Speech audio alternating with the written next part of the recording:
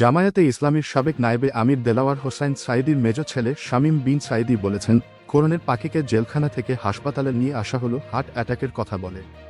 Heart অ্যাটাকের রোগী হুইলচেয়ারে চলে নাকি স্ট্রেচারে শুয়ে থাকে।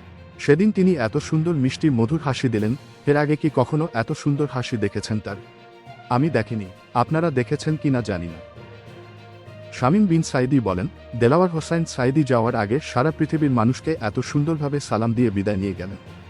কারো কপালে এরকম সৌভাগ্য হয় না। কেউ একজন জিজ্ঞেস করেছেন, আপনার কি কষ্ট হচ্ছে, কেমন আছেন? তিনি সাথে সাথে বললেন, আলহামদুলিল্লাহ, আল্লাহ আমাকে অনেক ভালো রেখেছেন।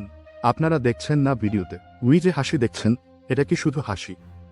তার চলে যাওয়া অস্বাভাবিক ছিল, কারণ তাকে হাসপাতালে নিয়ে হত্যা করা হয়েছে।